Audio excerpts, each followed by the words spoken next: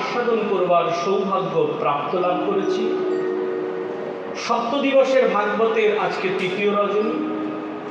দূর দূরান্ত থেকে যে সকল সাধুগুরু বৈষ্ণব হরিকথা কৃষ্ণকথা আস্বাদন করতে এসেছেন, তাদের রাতুল চরণে রহিল আমার কোটি কোটি প্রণাম। একটু অল্প করে গৌরলীলা আমরা আস্বাদন করে শ্রীমদ্ ভাগবতে প্রবেশ করব। গৌরহরি, এই গৌরহরিকে রাধাকৃষ্ণের মিলিত তনু আমার গৌরহরি। কেমন মিলিত তনু? চৈতন্য চরিতামৃতে কবিরাজ গোস্বামী পাদ কলম দিলেন, বলছেন রাধাকৃষ্ণ এক আত্মা দুই দেহ ধরি, অরণ্য বিলাস রস আস্বাদন করি। সেই দুই এক হয়ে আমার চৈতন্য গোসাই, ভাবরস আস্বাদিতে হইল একঠাই। ভাবের রসকে আস্বাদন করবার জন্য গৌর আমার অবতীর্ণ হলেন নবদ্বীপ ধামে। ধন্য নদিয়া, ধন্য কলি, ধন্য গৌর। তিনি শুধু নবদ্বীপকে ধন্য করেন নাই, নদিয়াকে ধন্য করেন নাই। শ্রীমান মহাপ্রভু আমার এই জগৎকে ধন্য করেছেন, জগতের জীবকে ধন্য করেছেন। শুধু মনুষ্য জীবকে ধন্য করেছেন? বলছে না না, গৌর আমার অকাতরে কৃষ্ণ নাম বিলিয়ে এই জগৎকে তিনি ধন্য করেছেন। পাষাণ হৃদয়কে তিনি শীতল করেছেন। কেমন করে শীতল করলেন? গৌর আমার কৃষ্ণ নাম বিলিয়ে বিলিয়ে জগতের জীবের পাষাণ হৃদয়কে শীতল করেছে।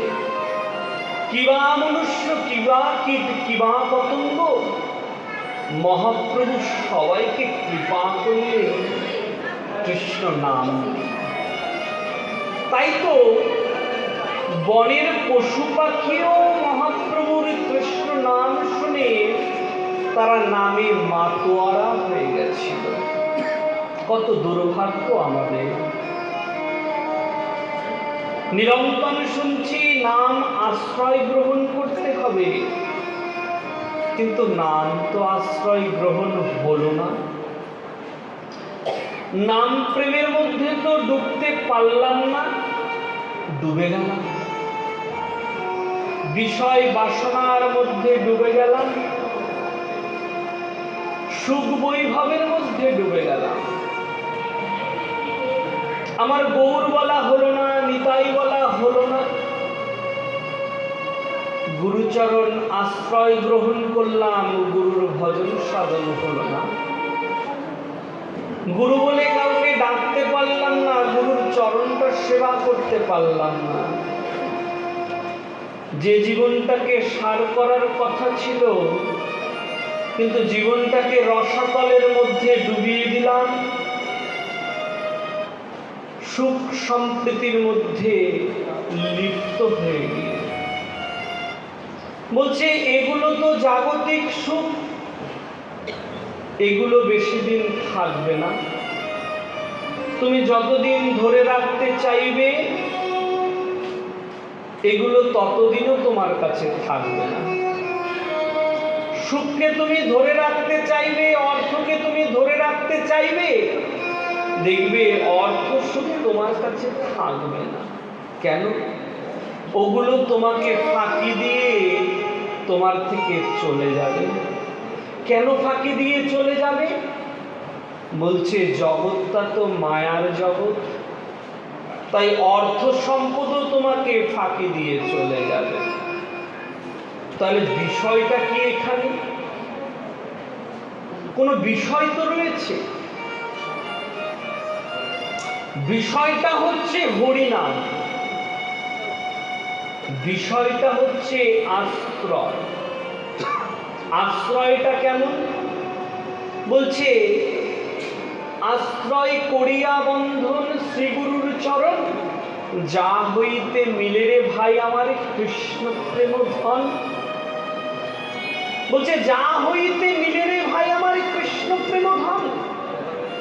বলছে কোথায় আশ্রয় গ্রহণ করলে কৃষ্ণ নাম পাওয়া যায়, কোথায় আশ্রয় গ্রহণ করলে কৃষ্ণ প্রেম পাওয়া যায়?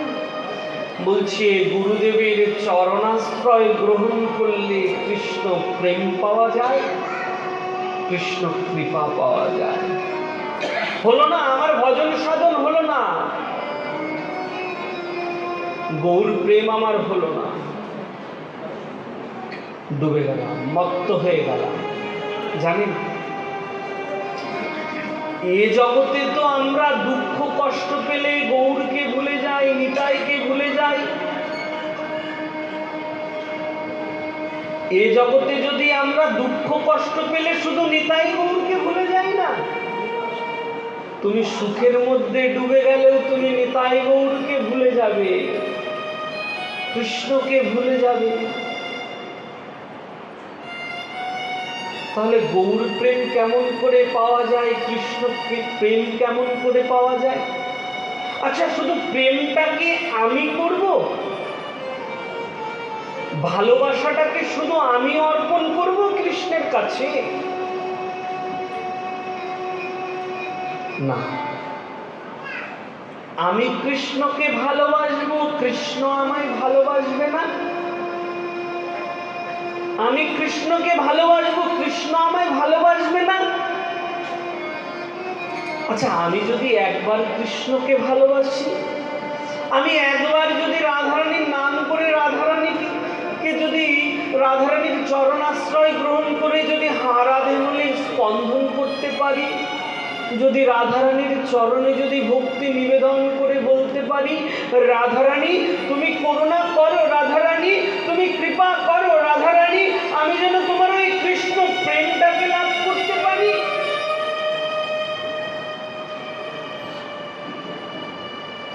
আমি ডাকলাম, কৃষ্ণ আমায় ডাকবে না? শুধু আমি ডাকবো? না না, কৃষ্ণ আমাকে ডাকবে গো। আমি ভুলে গেলেও কৃষ্ণ আমায় ভুলবে না। আমি যদি একবার গৌরকে ভালোবাসতে পারি, আমি যদি একবার গৌর প্রেমের মধ্যে ডুবে যেতে পারি, একবার যদি কৃষ্ণ প্রেমের মধ্যে ডুবে যেতে পারি, তারপরে গিয়ে যদি কৃষ্ণকে ভুলে যাই, কৃষ্ণ আমায় ভুলবে না, কৃষ্ণ আমায় ভুলবে না। এমনই দৃষ্টান্ত দিলেন, শ্রীমদ্ ভাগবতের মধ্যে উল্লেখ করলেন, শ্রীমদ্ ভাগবতের মধ্যে বর্ণন করলেন। আমরা গৌরলীলা আস্বাদন করে মধুময় শ্রীরাম বৃন্দাবনে প্রবেশ করছি। বৃন্দাবনের যতক খেলা সর্বোত্তম নরলীলা, গোপবেশে বেণুকর নবকৌশল নটবর, রাখালিয়া বেশি আমার নন্দের নন্দ ব্রজেন্দ্র নন্দন। ভগবান শ্রীকৃষ্ণ যে লীলা করেছেন, এটা উত্তম শ্রেষ্ঠ লীলা। এটা সেই সময়ের কথা। ভগবান অনেক অসুরদেরকে বধ করলেন যখন কৃষ্ণ মথুরায় ছিলেন। মথুরার থেকে কৃষ্ণ কি করলেন? দ্বারকায় গিয়ে তিনি সাম্রাজ্য তৈরি করলেন। নিরন্তর তিনি অসুরদেরকে বধ করে চলেছে, কিন্তু প্রতিনিয়ত কৃষ্ণ অসুর বধ করলেও কৃষ্ণ তার ভক্তদেরকে ভুলে নাই। দেখুন, ভগবান কর্মের মধ্যে রয়েছে, আমরা তো কর্মের মধ্যে থাকলে কৃষ্ণকে ভুলে যাই, কিন্তু ভগবান নিজে কর্মের মধ্যে রয়ে থেকেও ভগবান তার ভক্তদেরকে ভুলে নাই। আজ ভগবানের এক পরম ভক্তের কথা মনে পড়েছে, পরম ভক্তের কথা মনে পড়েছে। কে? শ্রীমদ্ ভাগবতের মধ্যে উল্লেখ করছেন, ভাগবতের মধ্যে বর্ণন করলেন, কৃষ্ণ স্বসিদে সখা কশ্চিৎ ব্রহ্মণ্য ব্রহ্মোবিত্তম বৈরক্তো ইন্দ্রিয়াতেষু প্রশান্ত আত্মজিতে। বীরত্ব ইন্দ্রিয়াতেষু প্রশান্ত আত্মা জিতেন্দ্রিয়। বলছে কে? সেই পরম ভক্ত আর কেউ নয়, এই পরম ভক্ত জাতিতে ব্রাহ্মণ, নাম হচ্ছে সুদামা, নাম হচ্ছে সুদামা। আজ ভগবানের সুদামার কথা মনে পড়েছে। তার একজন স্ত্রী রয়েছে, নাম হচ্ছে সুশীলা। স্ত্রীটা কেমন ভাগবতের মধ্যে বর্ণন করলেন। প্রতিব্রতা প্রতিপ্লাহা ম্লায়তা বদনেন্দ্র। সুশীলাকে পরম প্রতিব্রতা বলা হয়েছে। আচ্ছা, বিরক্ত কাকে বলে? বিরক্ত কথার অর্থ কি গো? বলছে যার ধন নাই, অর্থ নাই, সম্পদ নাই, তাকে বিরক্ত বলা হয়েছে। কিন্তু সুদামার তো ঘর রয়েছে, স্ত্রী রয়েছে, সংসার রয়েছে, কিন্তু সুদামাকে বিরক্ত বলা হলো কেন? বিরক্ত বলতে আমরা কাকে বুঝি? ভাগবতের মধ্যে বর্ণন করছে, বলছে যার অর্থ নাই, সম্পদ নাই, তাকে বিরক্ত বলা হয়। কিন্তু সুদামার ঘর, স্ত্রী, সবকিছু রয়েছে, তবুও সুদামাকে বিরক্ত বলা হলো কেন? বলছে বিরক্ত কাকে বলে? বিরক্ত কথার অর্থ কি? ভাগবতে বর্ণনা করলেন, বিরক্ত ইন্দ্রিয়াতেষু প্রশান্ত আত্মা জিতেন্দ্রিয়। বলছে বিরক্ত ইন্দ্রিয়াতেষু প্রশান্ত আত্মা জিতেন্দ্রিয়। বলছে যে নিজের ইন্দ্রিয়কে সংযত করতে পেরেছে, তাকে বিরক্ত বলা হয়েছে। আমি অর্থ সম্পদ বৈভব ত্যাগ করে দিলাম, আমাকে বিরক্ত বলা যাবে না। কেন? আমার তো জিনিসের প্রতি লালসা রয়েছে। আমি সন্ন্যাসী হয়ে গেলাম, আমি বাবাজি হয়ে গেলাম, কিন্তু আমার যদি বাচ্চার প্রতি আসক্ত থাকে, আমার যদি বাচ্চার প্রতি লোভ থাকে, আমাকে কখনো বিরক্ত বলা যাবে না। তাহলে বিরক্ত কাকে বলা হয়? বলছে যে ইন্দ্রিয়ের উপর সংযম করতে পেরেছে, যে দেহে ইন্দ্রিয়ের উপর সংযম করতে পেরেছে, তাকে বিরক্ত বলা হয়। সুদামার এইসবের কোনো ইচ্ছা নাই। কর্মটা কি জানেন? ওই যে ব্রাহ্মণের যেরকম বৃত্তি হয় না, ব্রাহ্মণের বৃত্তি কি কি গো? বলছে ব্রাহ্মণের বৃত্তি তো যাজনী, এই একটা বৃত্তি। আর একটা বৃত্তি রয়েছে ব্রাহ্মণের, ভিক্ষাবৃত্তি। তো সুদামা তাই করে। কি করে? ভিক্ষা করে। বলছে যেন তেন ভিক্ষা নয়, ভিক্ষারও নিয়ম রয়েছে। আমরা তো বাবা ভিক্ষায় বেরালে যতক্ষণ না ঝোলাটা না ভরে, ততক্ষণ বাড়ির দিকে ফিরি না। তো ভিক্ষা করার নিয়মটা কিরকম? বলছে 5 গৃহের অধিক কোনো গৃহে ভিক্ষা করা যাবে না। সুদামা নিত্য দিন 5 গৃহে ভিক্ষা করেন।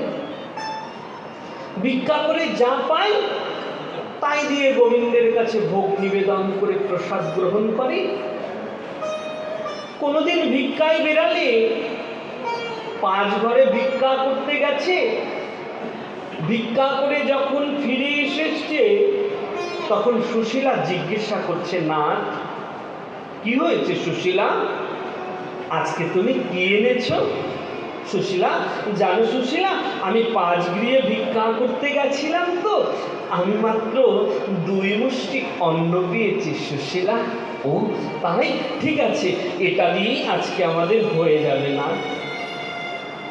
কোনোদিন সুদামা গেল 5 গৃহে, ভিক্ষা করে ফিরে এসেছে। সুশীলা জিজ্ঞাসা করেছে, নাথ আজকে তুমি কি এনেছ? জানো সুশীলা, আজকে 5 গৃহে ভিক্ষা করতে গেছিলাম, কোনো জায়গায় কোনো কিছু পাই নাই।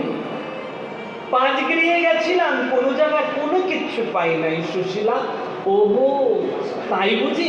আচ্ছা ঠিক আছে না, তুমি চিন্তা করো না, আজকে দুজনে আমরা জল খেয়েই কাটিয়ে দেব। আমরা তো মাসের মধ্যে 2 দিন একাদশী করি, 15 দিন পর পর। সুদামা সপ্তাহের মধ্যে 2-3 দিন 4 দিনও একাদশী করে, কিন্তু নিত্য নিয়ম কখনো ভঙ্গ করে না। নিয়মটা কি জানেন বাবা? নিয়মটা হচ্ছে হরিনাম। নিরন্তর সুদামা হরিনাম করে, নিরন্তর সুদামা কৃষ্ণ নাম করে। যা কর্ম করুক, সুদামা কৃষ্ণ নাম কোনো সময়ের জন্য ছাড়ে না। একদিন সুদামা বসে বসে কৃষ্ণ নাম করছে, সুশীলা এসে জিজ্ঞাসা করছে, না একটা কথা জিজ্ঞাসা করবো তোমায় না? বলো সুশীলা, কি হয়েছে বলো। বলছে, না আপনি নিরন্তর যে কৃষ্ণের গুণগান করেন, আচ্ছা ওই কৃষ্ণই কি দ্বারকা অধিপতি, অর্থাৎ দ্বারকার যে রাজা, আপনি কি সেই কৃষ্ণের গুণগান করেন সব সময়? সুদামা তখন সুশীলাকে বলছে, সুশীলা আমি শুধু তার গুণগান করি না সুশীলা, তোমাকে কোনোদিন বলা হয় নাই বাল্যকালে আমরা দুজনে গুরুগৃহে একসঙ্গে অধ্যয়ন করেছি, সে যে আমার পরম মিত্র সুশীলা। না, আপনি যার এত গুণগান করেন, প্রত্যেক দিন তার অষ্টপ্রহর নাম কীর্তন করেন, একটু একটু সময় নয়, বলছে অষ্টপ্রহর ভগবানের নাম করেন। আচ্ছা না, একটা কথা বলি, আপনার কি কখনো কোনো সময় ইচ্ছা করে না যে আপনার মিত্রের সঙ্গে, আপনার বন্ধুর সঙ্গে গিয়ে একটিবার দেখা করে আসি? সুদামার মুখটা নিচু হয়ে গেল। সুশীলা, তুমি তো জানো সুশীলা আমি কে? আমি দীনহীন ও দরিদ্র ব্রাহ্মণ, আর কোথায় সে লক্ষ্মীপতি দ্বারকা অধিপতি, কোথায় সে দ্বারকাধীশ? আমি যদি তার কাছে যাই, আমি কেমন করে যাব বলো? একটা কথা মনে রাখবেন বাবা, মন দিয়ে মনে রাখবেন, এটা এ জগতে 3টে জায়গায় কখনো খালি হাতে যেতে নাই, 3টে স্থানে কখনো খালি হাতে যেতে নাই, ভাগবতের মধ্যে বর্ণন করছে। এক হচ্ছে যদি কোনো দেবালয়ে, মন্দিরে আপনি যান, মন্দিরে গেলে কখনো আপনি খালি হাতে যেতে পারবেন না। ফলসাউন্ড হয়ে গেছে বাবা। মন্দিরে গেলে কখনো আপনি খালি হাতে যেতে পারবেন না, কিছু না কিছু আপনাকে সঙ্গে করে নিয়ে যেতে হবে। দ্বিতীয় হচ্ছে গুরুগৃহে গেলে কখনো খালি হাতে যেতে নাই। তৃতীয় হচ্ছে মিত্রের বাড়িতে, বন্ধুর বাড়িতে গেলে কখনো খালি হাতে যেতে নাই, কোনো না কোনো কিছু সঙ্গে অবশ্যই নিয়ে যাওয়া উচিত। যদি আপনার সে সামর্থ্য না থাকে তাহলে কি করবেন? ভাগবতে বর্ণন করে দিচ্ছে, পত্রং পুষ্পং ফলং ত্রয়ং যো মে ভক্তা প্রয়চ্ছতি। বলছে পত্র, পুষ্প, ফল অবশ্যই সঙ্গে করে নিয়ে যাওয়া উচিত, খালি হাতে যেতে নাই। যদি পত্র, পুষ্প, ফল নিয়ে যাওয়ার সামর্থ্য নাও থাকে, একটা টাকা অবশ্যই সঙ্গে করে নিয়ে যাওয়া উচিত। আর একটা জিনিস কি জানেন, বাড়িতে যদি কখনো কোনো অতিথি আসে, অথবা যদি বাড়ির মধ্যে, গৃহের মধ্যে কেউ প্রবেশ করলো, কখনো তাকে খালি হাতে, খালি গলায়, অর্থাৎ তাকে গৃহের থেকে অভুক্ত করে ফেরত দিতে নাই। 1 গ্লাস জল হলেও তাকে অবশ্যই দেওয়া উচিত। কেন? বলছে তুমি যদি এগুলো না করো তাহলে তোমার দরিদ্রতা চলে আসবে। তাহলে তোমার দরিদ্রতা চলে আসবে, তোমাকে এগুলো দিতেই হবে। তাই সুদামা কি বলছে সুশীলাকে, সুশীলা আমি কেমন করে যাই বলো তার কাছে? আমি তো দীনহীন দরিদ্র ব্রাহ্মণ, আর সে তো দ্বারকা অধিপতি, লক্ষ্মী অধিপতি, তার কাছে খালি হাতে কেমন করে যাব? নাথ, আমি যদি আপনার জন্য কিছু এনে দিই তাহলে আপনি কি যাবেন? অবশ্যই যাব সুশীলা, অবশ্যই যাব। সুশীলা দৌড় দিয়ে পাশের ঘরে চলে গেল। পাশের ঘরের থেকে 4 মুঠ চাল এনে সুদামার কাছে দিয়ে বলছে, নাথ এই যে নাও। ভাগবতে বর্ণন করলেন, যা চিত্তা চতুর্মুষ্টিম বিপ্রাণ পৃথকোত্তুলান চৈলখণ্ডে নতানবদ্ধা ভরত্রে পাদাদুপাদয়ম। 4 মুষ্টি চাউল দিয়ে দিল। সুদামা কি করলেন? পুটলি বেঁধে বগলের মধ্যে করে নিয়ে চলতে লাগলেন। কোথা থেকে যাত্রা করলেন? সেই পুর বন্দর থেকে দ্বারকার দিকে যাত্রা করলেন। তো বাবা, যাত্রাটা তো একা একা হয় না। অহুহি পরম লাভ উত্তম ফলক দর্শনম। সুদামা কি করলেন? ভগবানের গুণগান করতে করতে দ্বারকার দিকে প্রস্থান করলেন, যাত্রা করলেন। যেতে যেতে একটা অরণ্যের মধ্যে গিয়ে সন্ধ্যা হয়ে গেল। সুদামা ওইখানে একটা বৃক্ষের নিচে ঘুমিয়ে পড়ল। পরের দিন পাখিদের কলরবে সুদামার ঘুম ভেঙে গেল। ঘুম থেকে উঠেই দেখছে সুদামার সামনে বিশাল এক নগর। কোন এক পথিক রাস্তা দিয়ে হেঁটে যাচ্ছিল। সুদামা তাকে ডাকছে, ভাই একটু দাঁড়াবে ভাই। কি হয়েছে? বলছে, এখানে কি কৃষ্ণ থাকে?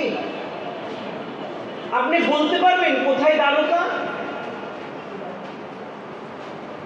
বলছে, দ্বারকা ওই যে সামনে যে সব থেকে বড় যে নগরটা দেখছেন না, এটাই তো দ্বারকা। ওহো, এটা দ্বারকা?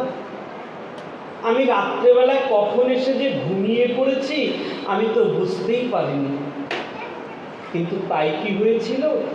সুদামা তো রাত্রে অন্ধকারের মধ্যে একটা বৃক্ষের নিচে ঘুমিয়েছিল, জঙ্গলের মধ্যে ঘুমিয়েছিল। ভগবান কত করুণাময় দেখুন। ভক্তের কষ্ট হবে তো, তাই ভক্তের কষ্টটাকে ভগবান রাত্রেবেলায় এসে দূর করে দিলেন। সুদামাকে দ্বারকায় প্রবেশ করিয়ে ঘুম পাড়িয়ে রেখে দিলেন, যাতে ভক্তের কষ্ট না হয়। বলছে, আমি বুঝতে পারিনি কখন যে দ্বারকায় চলে এসেছি। আচ্ছা, একটা কথা বলবেন আমায়? কি কথা? আচ্ছা, এটা কি সেই দ্বারকা? এখানে কি কৃষ্ণ থাকে? কৃষ্ণ? আপনি কার কথা বলছেন? আপনি দ্বারকাধীশের কথা বলছেন? হ্যাঁ, দ্বারকাধীশের কথা বলছি। ওই যে সামনে যে সব থেকে বড় মহলটা দেখতে পাচ্ছেন না, ওটাই হচ্ছে দ্বারকাধীশের মহল, ওটাই দ্বারকাধীশের ঘর। সুদামা হাঁটতে হাঁটতে চলে গেলেন দ্বারকার দিকে। রাজ্যে প্রবেশ করবে। রাজ্যের 2 পাশে 2জন দ্বারপাল দাঁড়িয়ে রয়েছে। দ্বারপালরা সুদামাকে জিজ্ঞাসা করছে, আচ্ছা আপনি কে, কোথায় যাবেন? বলছে, আমি জানেন তো, আমি কানাইয়ের সঙ্গে দেখা করতে এসেছি। কানাই? কানাই বলে তো দ্বারকায় কেউ থাকে না। আপনি কার কথা বলছেন? বলছি, এই যে দ্বারকার যে রাজা রয়েছে না, আমি তার কথা বলছি। ওহো, তাকে তো এই দ্বারকায় কেউ কানাই বলে না, তাকে তো সবাই দ্বারকাধীশ বলে, যশোদানন্দন বলে, দেবকীনন্দন বলে। আপনি কানাই বলছেন? আপনি কে বলুন না? আমি কানাই কেন বলছি জানেন? আপনারা যাকে দ্বারকাধীশ বলছেন না, সে আমার বাল্য বন্ধু। গুরুকুলে আমরা একসঙ্গে অধ্যয়ন করেছি। ও তাই? আপনি বসুন, আমরা দ্বারকাধীশকে খবর দিয়ে আসছি। দ্বারপালরা দৌড়ে চলে গেলেন। ভগবান রাজমহলের মধ্যে, প্রাসাদের মধ্যে বসে রয়েছে। যখনই দাঁড়ি দৌড়ে দৌড়ে আসছে, কৃষ্ণ দাঁড়িকে দেখে জিজ্ঞাসা করছে, দ্বারপাল, তোমরা এই সময় কি হয়েছে বলো? বলছে, জানেন, আপনার জন্য, আপনার সঙ্গে একজন দীনহীন দরিদ্র ব্রাহ্মণ দেখা করতে এসেছে। দীনহীন দরিদ্র ব্রাহ্মণ? কি নাম তার? তার নামটা কি যেন? ও মনে করেছে। কি নাম তার? তার নাম কি বলেছে জানেন? বলেছে, সে আপনার বাল্য বন্ধু। বাল্য বন্ধু? নাম কি? বলছে, তার নাম সুদামা। যখনই সুদামা কথাটা শুনেছে, সুদামা এসেছে, ভগবান আর থাকতে পারলেন না। ভগবান দৌড়াতে লেগেছে। ভগবান কেমন করে দৌড়াচ্ছে জানেন? চিৎকার করে দৌড়াচ্ছে, সুদামা, ও সুদামা। সুদামা আমার বসে বসে মনে মনে কি চিন্তা করছে জানেন? সুদামা মনে মনে চিন্তা করছে, কোথায় সে রাজা হয়ে গেছে, আর আমি কিনা দরিদ্র ব্রাহ্মণ। কানাইয়ের কি আমার কথা মনে আছে? এই দরিদ্র ব্রাহ্মণের কথা? কানাইয়ের কি এই দরিদ্র ব্রাহ্মণের কথা মনে আছে? কানাই তো আমার কথা ভুলে গেছে। যখন সুদামা মনে মনে চিন্তা করছে, সুদামা শুনতে পেলেন কে যেন তাকে ডাকছে, তার নাম ধরে ডাকছে, সুদামা, ও সুদামা। পিছন ঘুরে তাকিয়ে দেখলেন আর কেউ নয়, স্বয়ং দ্বারকাধীশ, অনন্ত কোটি ব্রহ্মাণ্ডের মালিক, অনাদির আদি গোবিন্দ তার ভক্তের সঙ্গে দেখা করতে দৌড়ে আসছে।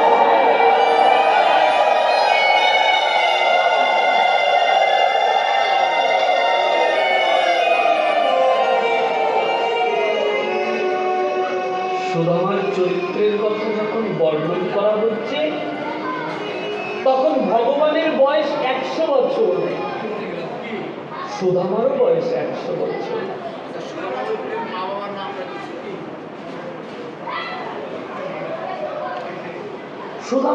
সুদামার মধ্যে যে কোনখান থেকে শক্তি চলে আসলো না, সুদামা নিজেই বুঝতে পারলেন না। সুদামাও দৌড়াতে লেগেছে। দৌড়াতে দৌড়াতে গিয়ে কৃষ্ণের কাছে গেলেন, ভগবান সুদামাকে জড়িয়ে ধরলেন। দেখুন, অনন্ত কোটি ব্রহ্মাণ্ডের মালিক সেই কৃষ্ণ দরিদ্র ব্রাহ্মণকে ভুলল না, তার বন্ধুকে ভুলল না, মিত্রকে ভুলল না। আর আমাদের তো একটু অর্থ হয়ে গেলেই আমরা পাশের বাড়ির লোককে ভুলে যাই। পাশের বাড়ির কথা কি বলবো গো? এক ভাই যদি ধনী হয়ে যায়, কালেক্টর হয়ে যায়, আর এক ভাই গরিব থাকলে সে ভাইয়েরই পরিচয় দিতে চায় না, এটা আমার ভাই। আর কৃষ্ণ দেখুন, অনন্ত কোটি ব্রহ্মাণ্ডের মালিক, সে দীনহীন ছিন্ন বস্ত্র পরে এসেছে। সুদামা যে বস্ত্রটা পরে এসেছে না, ছিন্ন বস্ত্র, রাস্তার মধ্যে কৃষ্ণ সুদামাকে জড়িয়ে ধরছে। জানেন, ভগবান এই জগতে কোনো কিছুর ভোকা না। दुर्योधन की मेवा त्यागी सकत विदुर का घर में खाई। দুর্যোধনের আপ্যায়ন কৃষ্ণ ত্যাগ করে দিলেন, 56 ভোগ 36 ব্যঞ্জন ত্যাগ করে দিলেন। কৃষ্ণ অর্থ সম্পদের ভোকা নয়। কৃষ্ণ কিসের ভোকা জানেন? কৃষ্ণ হচ্ছে প্রেমের ভোকা, ভাবের ভোকা। যখন ভগবান শ্রীকৃষ্ণ হস্তিনাপুরে পঞ্চপাণ্ডবদের দুধ হয়ে এসেছিল শান্তি প্রস্তাব নিয়ে যাওয়ার জন্য, দুর্যোধন কি করেছিল জানেন কৃষ্ণের জন্য? 56 ভোগ 36 ব্যঞ্জন তৈরি করে রেখেছে। আজকে কৃষ্ণ আসবে, কৃষ্ণকে কোথায় বসতে দেবে? দুর্যোধন কৃষ্ণের জন্য একটা সোনার সিংহাসন তৈরি করেছিল। যখন কৃষ্ণ দুর্যোধনের কাছে আসলো, দুর্যোধন বলছে বসুন, সোনার সিংহাসন দেখিয়ে দিচ্ছে। কৃষ্ণ বলছে দুর্যোধন, আমি তোমার কাছে বসতে আসি নাই, তোমার কাছে একটা প্রস্তাব নিয়ে এসেছি, শান্তির প্রস্তাব নিয়ে এসেছি। আচ্ছা ওইসব পরে হবে, প্রস্তাব আপনার জন্য 36 ব্যঞ্জন ভোগ এগুলো তৈরি করে রেখেছি, আপনি একটু প্রসাদটা গ্রহণ করুন। দুর্যোধন, আমার ক্ষুধা নেই, আমি কিচ্ছু পাবো না দুর্যোধন। আর ওদিকে হস্তিনাপুরে ভগবানের একজন পরম মিত্র রয়েছে, পরম ভক্ত রয়েছে, যে নিরন্তর ঘরের মধ্যে বসে বসে কাঁদে, নিজের স্বামীকে বারবার বলে একটিবার দ্বারকাধীশকে বলো না কোনোদিন যদি আমার ঘরে সে আসে। সে কে জানে, সে কে জানে? সে হচ্ছে বিদুরের স্ত্রী বিদুরানী। নিরন্তর ঘরে বসে বসে বিদুরানী কাঁদে। আর বিদুরকে কি বলে জানে? একটিবার দ্বারকাধীশকে বলবে যদি দ্বারকাধীশ আমার ঘরে আসতো, আমি যদি দ্বারকাধীশকে একটু নিজের হাতে করে দ্বারকাধীশকে খাইয়ে দিতে পারতাম, আমার মনের ইচ্ছাটা না পূর্ণ হতো। আমি শুনেছি আজকে দ্বারকাধীশ আসবে, তুমি একটু বলবে দ্বারকাধীশ যদি আমার ঘরে আসতো। বিদুরের স্ত্রী বিদুরকে বলছে, বিদুর স্ত্রীকে বলছে দেখো আমার দ্বারা কি সম্ভব? কোথায় সে দ্বারকাধীশ লক্ষ্মী অধিপতি, তাকে কেমন করে আমার এই সাধারণ ঘরের মধ্যে আনি বলো? আমার সে সামর্থ্য নাই। যখন বলছে সামর্থ্য নাই, বিদুরের স্ত্রী বলছে আমি তো শুনেছি সে নাকি অনেক দয়ালু, সে বলে সবার ইচ্ছা পূরণ করে, আমার একটু মনের ইচ্ছাটা পূর্ণ করবে না? আমার খুব ইচ্ছা তাকে নিজের হাতে করে কিছু খাওয়াবো। দুর্যোধন যখন কৃষ্ণের প্রস্তাব শুনল না, তখন ভগবান শ্রীকৃষ্ণ 56 ভোগ 36 ব্যঞ্জন সবকিছুকে উপেক্ষা করে দৌড়াতে দৌড়াতে ছুটে এসেছে, দরজার সামনে এসে কড়া নাড়ছে। দরজার সামনে এসে যখন কড়া নাড়ছে, দরজা খুলে বিদুরানী দেখে তো অবাক হয়ে গেল, যে কৃষ্ণকে পাওয়ার জন্য অপেক্ষা করেছিলাম সেই কৃষ্ণ আজকে আমার দরজার সামনে এসে দাঁড়িয়ে রয়েছে। কানাই, তুমি এসেছো কানাই, কানাই তুমি আমার মনের ইচ্ছাটা পূর্ণ করে দিলে কানাই। জানো কানাই, কত ইচ্ছা ছিল তুমি আমার ঘরে আসবে, আর আজকে তুমি আমার ইচ্ছাটা পূর্ণ করে দিলে কানাই। কাকি, তোমার ঘরে এসেছে, আমায় বসতে দেবে না কাকি? বিদুরানী তো কানাইকে দেখে পাগল হয়ে গেছে।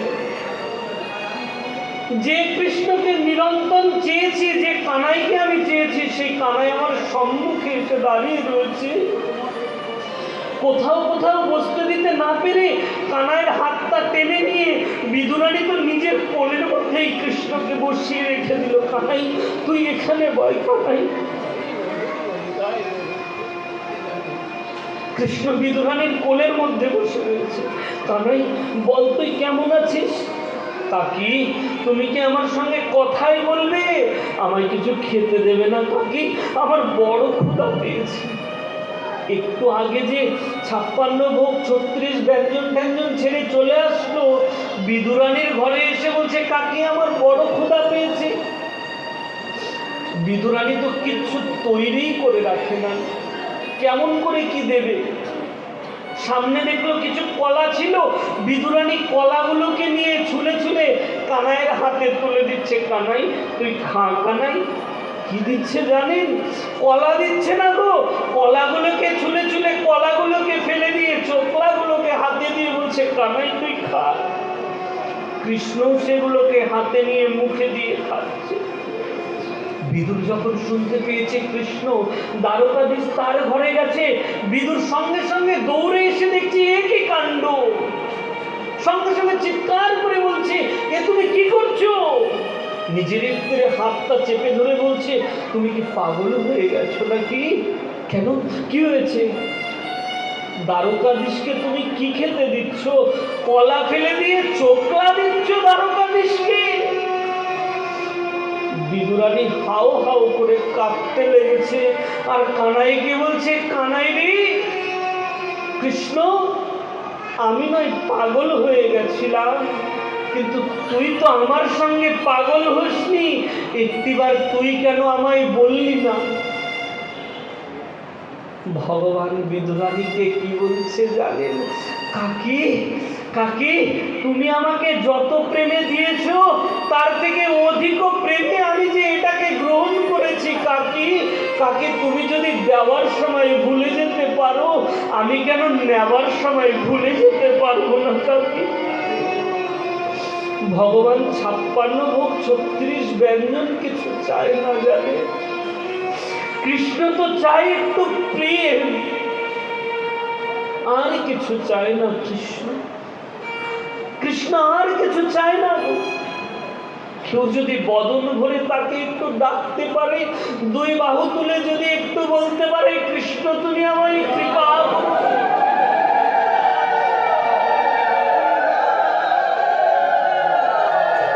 কৃষ্ণ তো নিরন্তর এসে তাকে কৃপা করে দিয়ে যায়। জানেন একদিন সত্যভামা সবাইকে বলছে আমি ওই ব্রজের কৃষ্ণকে কিনতে চাই, দ্বারকাধীশকে আমি আমার নিজের করে নিতে চাই।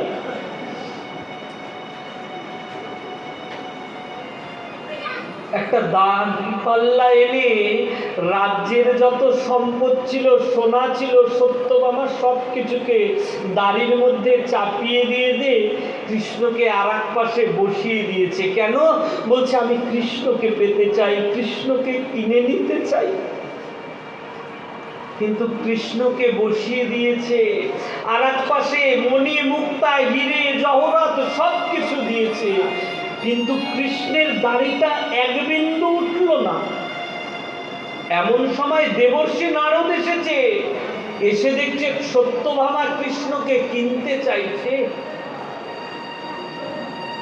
দেবর্ষি নারদ সত্যভামাকে বলছে সত্যভামা এ তুমি কি করছো? সত্যভামা দেবর্ষি আমি কৃষ্ণকে আমার করে পেতে চাই। দেবর্ষি তোমার করে পেতে চাও? কেমন করে? বলছে অর্থ সম্পদ মণিমুক্তায় গিরে জহরত সব কিছু দিয়ে দিয়েছি, কিন্তু কৃষ্ণ যে আমার হলো, কৃষ্ণ যে আমার হলো না, আমি যে কৃষ্ণকে আমার করে পেতে পারছি না। দেবর্ষি নারদ সত্যভামাকে বলছে সত্যভামা যদি কৃষ্ণকে পেতে হয়, কৃষ্ণকে যদি তুমি তোমার করে পেতে চাও, তাহলে এমন করে অর্থ সম্পদ দিয়ে কৃষ্ণকে পাওয়া যায় না। সত্যভামা দেবর্ষি একটিবার বলে দিন না আমি কৃষ্ণকে কেমন করে পেতে পারি, ওই কৃষ্ণকে আমার করে পেতে চাই। দেবর্ষি সত্যভামা একটা কাজ করো সত্যভামা, তুমি তুলসী পত্র এনে দুই নয়নের জল দিয়ে ওই তুলসী পত্রের মধ্যে কৃষ্ণ নামটা লিখে অর্পণ করে দাও, দেখবে কৃষ্ণ তোমার হয়ে গেছে।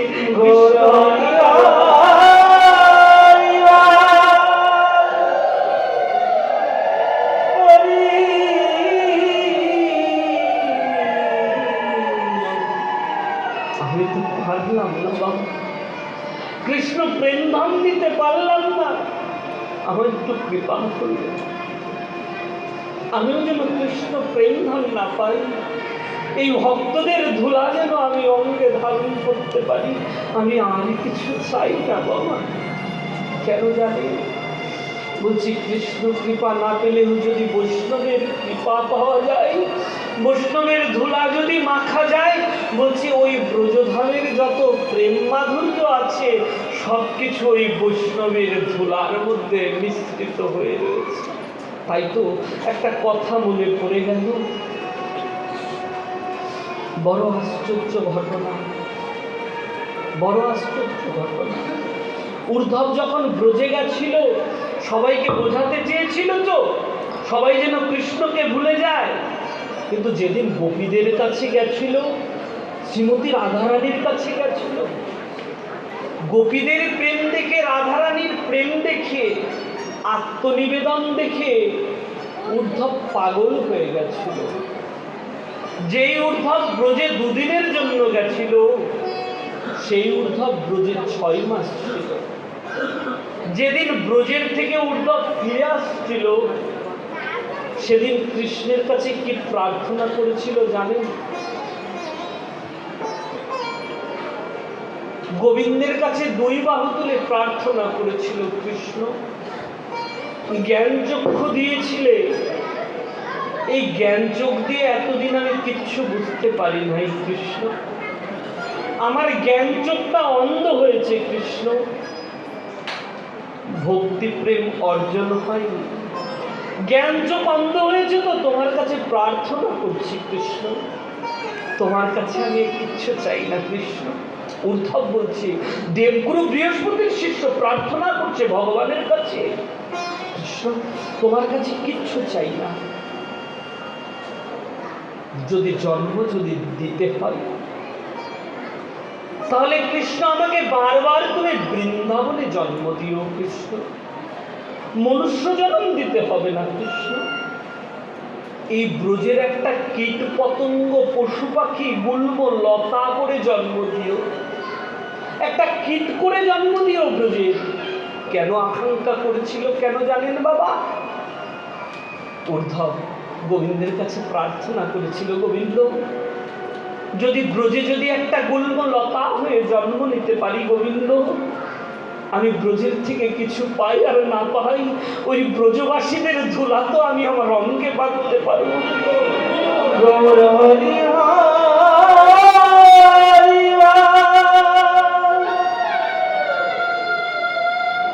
ওই ব্রজবাসীদের ধুলা তো বাঁধতে পারবো, আর কিছু চাই না তোমার কাছে। তো বাবা ওই বৈষ্ণবের চরণ ধুলার মধ্যে যে এ জগতের পূর্ণ প্রেম রয়েছে, কৃষ্ণকে পাওয়ার প্রেম রয়েছে গো।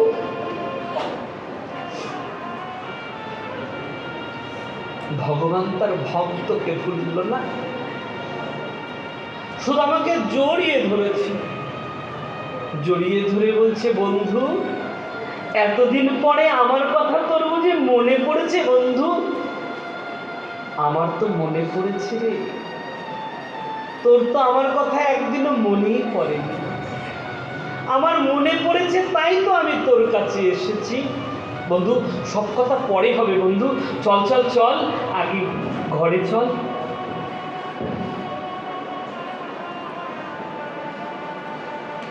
সুদামাকে নিয়ে এসে রাজ সিংহাসনের মধ্যে সুদামাকে বসিয়েছে।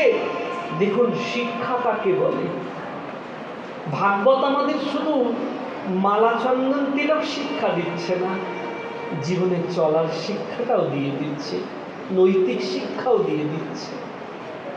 অনন্ত কোটি ব্রহ্মাণ্ডের মালিক, সে তার বন্ধু সুদামাকে, ব্রাহ্মণ বন্ধুকে রাজ সিংহাসনে বসিয়ে কৃষ্ণ তার চরণের সামনে বসে রয়েছে, চরণের সামনে বসে রয়েছে। রুক্মিণী দেবীকে ইশারা করল, দেবী জল নিয়ে আসো, বিপ্রদেবের চরণটা তো ধৌত করতে হবে। রুক্মিণী দেবী আমার কলসি করে জল নিয়ে এসেছে। অনন্ত কোটি ব্রহ্মাণ্ডের মালিক, সে দিনহীন দরিদ্র বন্ধু ব্রাহ্মণের সুদামার চরণে হাত দিয়েছে। চরণটাকে হস্তের মধ্যে, এক হস্তের মধ্যে রেখে আর এক হস্ত দিয়ে চরণটাকে হাত বোলাচ্ছে। যখন বোলাতে বোলাতে দেখছে চরণের মধ্যে অনেক কাঁটার কাঁকর লেগে রয়েছে। যখন কাঁটা কাকর চরণের মধ্যে লেগে রয়েছে, তখন কৃষ্ণ আর ওই ভক্তের ব্যথা সইতে পারল না। দুই নয়ন দিয়ে কৃষ্ণ প্রেমবাণী বর্ষণ করে ভক্তের চরণটাকে ধন্য করে দিল।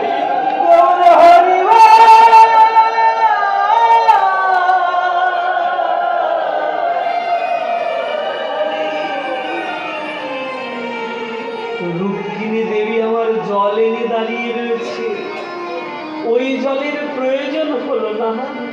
কৃষ্ণ তার প্রেমনয়ন জল দিয়ে আজ ভক্তের চরণ ধৌত করে দিল। এই না হলে ভগবান, এই না হলে ভগবান। সুদামা কৃষ্ণের হাতটাকে ধরে বলছে, বন্ধু তুই নিচে বসে রয়েছিস কেন? বন্ধুর স্থান কি নিচে নাকি? বন্ধুর স্থান তো পাশে হয়, পাশে এসে বয়। ভাগবতের মধ্যে বর্ণন করলেন, ব্রহ্মণ্যে কৃষ্ণং ভগবানং প্রহসন প্রিয়। ভগবান বলছে ব্রহ্মণ্যে কৃষ্ণং ভগবানং প্রহসন প্রিয়। ভগবানের অনেক প্রিয় ব্রাহ্মণ। সুদামাকে বলছে, বন্ধু আমার তো চরণের সামনেই বসার কথা, কারণ তুমি তো বিপ্র, আমার এটাই কর্ম তোমার চরণের সামনে বসবো। বলছে, না না, অত কথা শুনতে চাই না, আজকে তুই আমার পাশে বসবি, আয়। কৃষ্ণকে পাশে বসিয়েছে, পাশে বসিয়ে কৃষ্ণকে বলছে, কানাই একটা কথা বলবো। কানাই, বল বন্ধু, কি বলবি? বলছে, তোকে দেখতে না ঠিক ওই গুরুকুলে যেরকম দেখেছিলাম না, ঠিক একই রকম রয়েছিস। বন্ধু একটা কথা বলতো। কি কথা? বিয়ে টিয়ে হয়েছে নাকি? বলছে, মনে মনে চিন্তা করছে বন্ধুকে কি বলবো বিয়ের কথা। বলছে, বন্ধু বিয়ে হয়েছে। বলছে, বিয়ে করলি আমায় বললি না? বন্ধু আমি যে বিয়ে করেছি মা বাবাকেই তো বলতে পারিনি ঠিক মতো, কেমন করে হয়ে গেল নিজেই জানি না। বলছে, একটু বৌদিদের সঙ্গে পরিচয় করিয়ে দিবি না? বলছে, হ্যাঁ দাদা। রুক্মিণী দেবীকে ইশারা করলো, এসে প্রণাম করলো। যখনই প্রণাম করেছে, সুদামা আশীর্বাদ করছে, সৌভাগ্যবতী ভব। সত্যভামা এসে প্রণাম করছে, জাম্ববতী এসে প্রণাম করছে, সবাইকে আশীর্বাদ করছে। কিন্তু দেখছি প্রণাম করতে করতে 100, 200, 300 হয়ে গেছে। কানাইয়ের কানে কানে বলছে, কানাই। বলছে, কি হয়েছে? বলছে, আরে আমি তোর বিয়ের কথা বলছি, দ্বারকার সবার বিয়ের কথা বলিনি। বলছে, বন্ধু বলিস না, এগুলো সব কটাই। বলছে, কি বলিস? আমরা তো একটা নিয়েই পারি না, আর তুই দেখি। বলছে, মনে মনে চিন্তা করছে, এই না হলে আমি ভগবান, এই না হলে ভগবান নাকি আমি? কোনো সময় হলে ভগবানের 16,100 মহিষী কেন হয়েছিলেন এই বিষয় সম্পর্কে আলোচনা করব। অনেকে আমাদের এই প্রসঙ্গটা নিয়ে, অনেক বিধর্মীরা আছে, আমাদের বিদ্রুপ করে, ব্যঙ্গ করে, কেন ভগবান 16,100 মহিষী তার ছিল। এটার কারণ কি ছিল? এটা প্রসঙ্গ নিয়ে কোনো একটা সময় হলে আলোচনা করা যাবে। যখন সবাই মিলে এসে প্রণাম করছে, সুদামা সবাইকে বলছে, ঠিক আছে ঠিক আছে, আমাকে আর প্রণাম করতে হবে না। আমাকে প্রণাম কেন করছো? সব প্রণাম কৃষ্ণের চরণে অর্পণ করে দাও। কেন কৃষ্ণের চরণে অর্পণ করতে বললেন? কারণ সুদামা জানেন এ জগতে কোনো কিছু যদি কৃষ্ণকে অর্পণ করা হয়ে যায়, তাহলে আর কারোর পাওয়ার বাকি থাকে না, সবার তো ওটা পাওয়া হয়ে যায়। তাই বলছেন, তোমরা সবাই কৃষ্ণকে অর্পণ করো, ওটা আমারও পাওয়া হয়ে যাবে। এখন কৃষ্ণ সুদামাকে জিজ্ঞাসা করছে, বন্ধু আমার কথা তো বললি, তোর কথা বললি না? বলছে, বন্ধু আর বলিস না, বিয়ে করার ইচ্ছা ছিল না, ওই মা বাবা জোর করে। আচ্ছা ঠিক আছে, বুঝতে পেরেছি, বৌদিও নিশ্চয় তোর মতো সুশীল হবে। বলছে, শুধু সুশীল না রে, তার নামটাও তো সুশীলা। ওহো, তাই বুঝি? তাহলে বৌদি নিশ্চয় আমার জন্য কিছু পাঠিয়েছে, খালি হাতে নিশ্চয়ই তোকে পাঠায়নি। কাহাং দরিদ্র পাপিয়ঙ্ক কৃষ্ণস্য নিকেতনা। কাহাং দরিদ্র পাপিয়ং, আমি কোথায় দরিদ্র ব্রাহ্মণ আর কোথায় লক্ষ্মীপতি দ্বারকা অধিপতি? ছি, তার সামনে কেমন করে এই 4 মুঠ চাল বের করে দিই? এটা সম্ভব? দেখবেন একটা জায়গায় অনেক বড় লোকরা থাকলে আশীর্বাদই হচ্ছে, দেখা গেছে ছেলের পক্ষকে আশীর্বাদ করছে, কেউ 2000 টাকা, 5000 টাকা, 3000 টাকা দিচ্ছে। এখন আপনাকে বলছে দাদা তুই আশীর্বাদ কর, পকেটে 100 টাকা রয়েছে, দেখবেন আপনি দাঁড়িয়ে দেখবেন, আরে না ও সবাই করছে, হয়ে যাবে, হয় না এরকম? তো তথাপি সুদামাও মনে মনে চিন্তা করছে, ছি, লক্ষ্মীপতি দ্বারকা অধিপতি, তাকে আমি কেমন করে 4 মুঠ অন্ন দিই। কি হলো বন্ধু, বলো বৌদি আমার জন্য কি পাঠিয়েছে।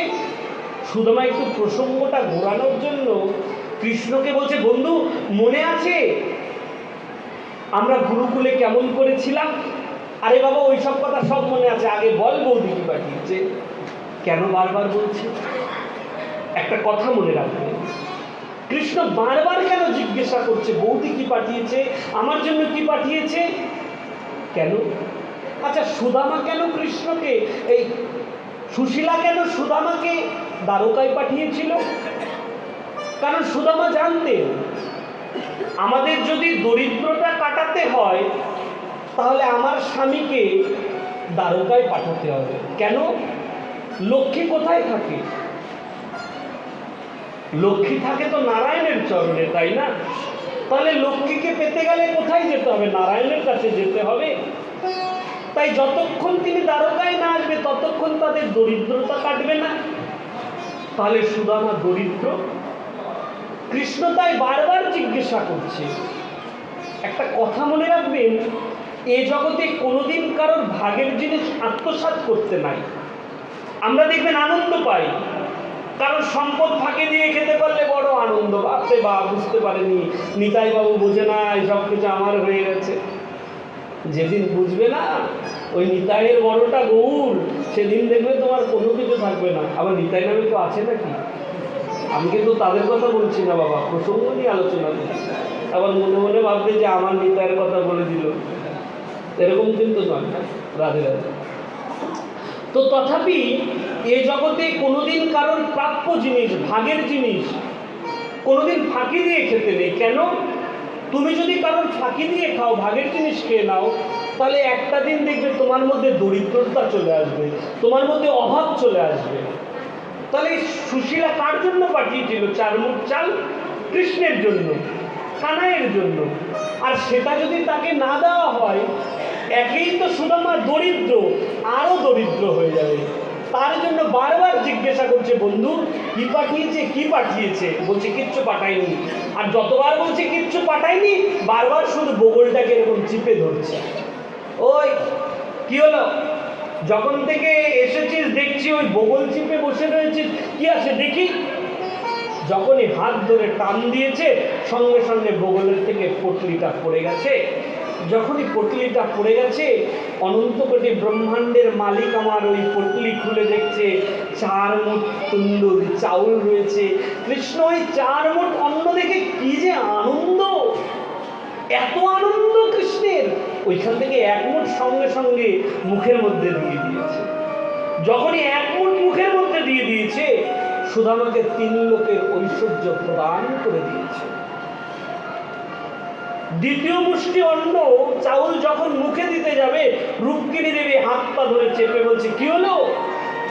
1 মুঠে 3 লোকের ঐশ্বর্য দিয়ে দিয়েছো, এই 2 মুঠে কি আমাদেরকেও দিয়ে দেবে নাকি? কেন রুক্মিণী, কি হয়েছে তাতে? বলছে না না, সাধারণ ব্রাহ্মণের জন্য এত দরদ। কৃষ্ণ তখন রুক্মিণী দেবীকে কি বলছে জানেন? রুক্মিণী, আজকে যে ব্রাহ্মণ এসেছে সে ব্রাহ্মণকে তোমার সাধারণ ব্রাহ্মণ মনে হচ্ছে? সেদিন যে ব্রাহ্মণ এই খবরটা নিয়ে এসেছিল সেও কিন্তু সাধারণ ব্রাহ্মণই ছিল। যদি যথাসময় খবরটা যদি না দিত, তাহলে আজকে তোমার কি অবস্থা হতো জানো?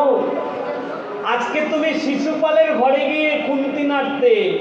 ব্রাহ্মণ যথাসময় চিঠিটা আমার কাছে না দিলে আমি তোমার কাছে পৌঁছে গিয়ে তোমাকে হরণ করতে পারতাম না।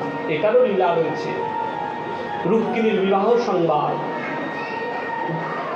রুক্মিণী দেবীর বিবাহ ঠিক হয়েছিল শিশুপালের সঙ্গে, কিন্তু রুক্মিণী দেবী একটা ব্রাহ্মণের কাছে একটা পত্র লিখে পাঠিয়ে দিয়েছিল, ওই কৃষ্ণের কাছে গিয়ে পত্রটা দাও, আমি তার জন্য পাগল হয়ে গেছি, বিরহে যন্ত্রণায় বসে রয়েছি।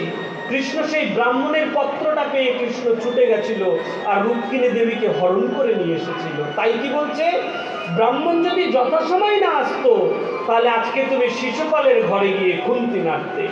না না কৃষ্ণ, আমি তার জন্য বলিনি। তাহলে তুমি একা প্রসাদ পাচ্ছ, আমরা কি একটু প্রসাদ পাবো না? আমরা কি একটু প্রসাদ পাবো না? হ্যাঁ হ্যাঁ পাবে তো, অবশ্যই পাবে, নাও তোমরা সবাই প্রসাদ পাও।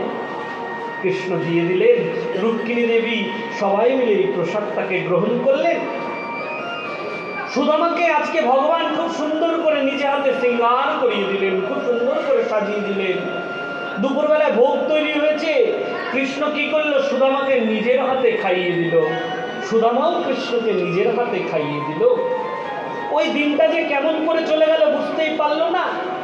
পরের দিন সকাল হয়েছে, সুদামা স্নান আহ্নিক করে কৃষ্ণের কাছে গিয়ে বলছে, কানাই আজকে আমি চলে যাই কানাই। কৃষ্ণ বলল, ঠিক আছে সুদামা চলে যাও। বলছে, বন্ধু আবার তুমি কবে আসবে?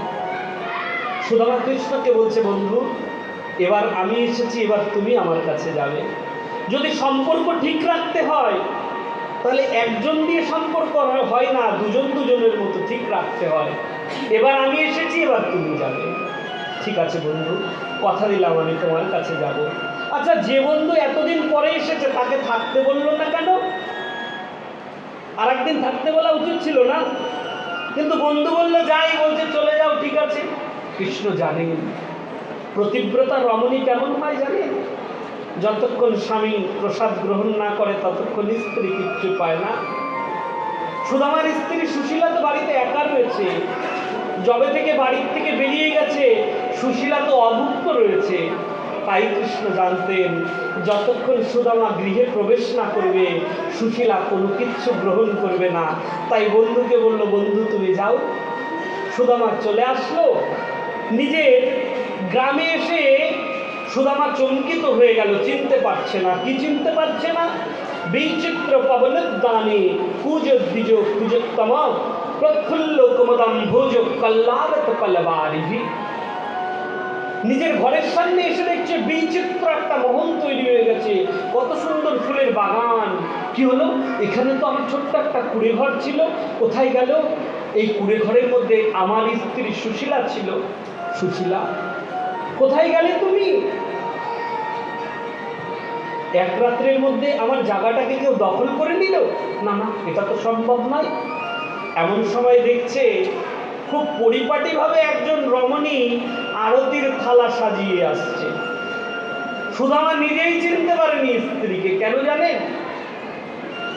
দেখবেন মানুষের কাছে যখন একটু অর্থ আসে না, মানুষের দেখবেন চাল ঢালি একটু পাল্টে যায়, হয় না? আগে যদি এরকম করে বলে, অর্থ আসলে এইভাবে বলে, তাই তো? তো যখনই সুশীলাদের অর্থ হয়ে গেছে, অনেক সুন্দর পোশাক টোশাক পরে রয়েছে, নিজের স্ত্রীকেই চিনতে পারেনি। সঙ্গে সঙ্গে সুদামার মুখটা কোমল হয়ে গেল, নরম হয়ে গেল। সুশীলাকে বলছে, সুশীলা, ওহো বুঝতে পেরেছি সুশীলা, এর জন্য তুমি আমাকে দ্বারকায় পাঠিয়েছিলে সুশীলা? এই অর্থের লোভে, এই সম্পদের লোভে? তো আমার বুঝতে ভুল হয়ে গেছে সুশীলা। ঠিক আছে সুশীলা, তুমি এই অর্থ সম্পদ বৈভব নিয়ে থাকো, তুমি তো পেয়েই গেছো, কিন্তু আমি এখানে থাকবো না সুশীলা। আমি যদি এই অর্থ সম্পদ বৈভবের মধ্যে থাকি তাহলে যে আমি আমার কৃষ্ণ নাম নিতে ভুলে যাব, আমি কৃষ্ণের গুণগান করতে ভুলে যাব সুশীলা। আমি আর থাকতে চাই না এই রাজপ্রাসাদের মধ্যে, তুমি থাকো তোমার সাম্রাজ্যের মধ্যে, আমি চললাম। সুশীলা তখন সুদামাকে বলছে, নাথ আপনি কি ভেবেছেন আপনাকে ছেড়ে দিয়ে আমার এই রাজপ্রাসাদের মধ্যে সুখ হবে? কোনোদিন সুখ হবে না। আমার সুখ তো আপনার সেবায় না, আমার সুখ তো আপনার সেবায়। রামচন্দ্রের একা বনবাস হয়েছিল, মা সীতা দেবীর বনবাস হয় নাই। কিন্তু মা সীতা দেবী বনবাসে গেছিলেন কেন? বলছে স্বামীর সুখেই তো আমার সুখ। আমি যত রাজপ্রাসাদের মধ্যে থাকি না কেন, আমার স্বামী যদি দুঃখ কষ্টের মধ্যে থাকে, এই সুখ আমার সুখ নয়, ওটা তো আমার নরক যন্ত্রণা। তাই তো সীতা দেবীর বনবাস না হও সত্ত্বেও তিনি রামচন্দ্রের সঙ্গে 14 বছরের বনবাস তিনি কাটিয়েছিলেন। তাই সুশীলাও বলছে, নাথ আপনি কি ভেবেছেন এই অর্থ সাম্রাজ্যের মধ্যে থেকে আমি সুখে থাকবো? আপনি যেখানে থাকবেন আমিও সেখানে থাকবো নাথ, চলুন। আজ সুশীলা সুদামা দুজনেই অর্থ সম্পদ ত্যাগ করে দিয়ে চলছে কৃষ্ণ ভজন করতে। যখন রাস্তা দিয়ে হাঁটছে, সুদামা আবার শুনতে পেল কে যেন তাকে ডাকছে, সুদামা, ও সুদামা। পিছন ঘুরে তাকিয়ে দেখলো স্বয়ং দ্বারকাধীশ আবার চলে এসেছে। সঙ্গে সঙ্গে সুদামা দৌড়ে গিয়ে দ্বারকাধীশের কাছে গিয়ে দ্বারকাধীশের চরণ ধরে কাঁদতে কাঁদতে বলছে, কানাই, আমি তোর কাছে যেতে এত দেরি করলাম, কিন্তু তুই আমার কাছে আসতে দেরি করলি না কানাই। সুদামা, তুই কোথায় যাচ্ছিস? বলছে, কানাই রে, ওই সুখের মধ্যে সাম্রাজ্যের মধ্যে থেকে যে আমার তোর ভজন হবে না, আমি যে তোর গুণগান করতে পারবো না, তাই সব কিছু ত্যাগ করে দিচ্ছি রে। কৃষ্ণ তখন সুদামাকে কি বলছে জানে? বন্ধু, এ জগতে বিষয় সম্পদ বৈভব সব কিছু ভোগ করো, কিন্তু আমাকে অর্পণ করে তুমি ভোগ করো, তাহলে দেখবে তোমার জীবনে কোনোদিন দুঃখ কষ্ট দরিদ্রতা আসবে না। তুমি যদি চিন্তা করো অর্থ আমার, সম্পদ আমার, বৈভব আমার, তখনই তোমার দরিদ্রতা আসবে, কষ্ট আসবে। আর তুমি অর্থ সম্পদ বৈভবের মধ্যে থেকেও যদি তুমি মনে মনে চিন্তা করো এই সব কিছুই তো আমার কৃষ্ণের, আমার গোবিন্দের, দেখবে তাহলে তোমার কোনোদিন দুঃখ কষ্ট দরিদ্রতা আসবে না। খুব সুন্দর করে সুখদেব প্রভু পরীক্ষিত মহারাজকে ভাগবতের মধ্যে সুদামার চরিত্রের বর্ণন শ্রবণ করিয়েছে। উপস্থিত সাধুগুরু বৈষ্ণব, আমরাও সুদামার চরিত্রের বর্ণন শ্রবণ করেছি।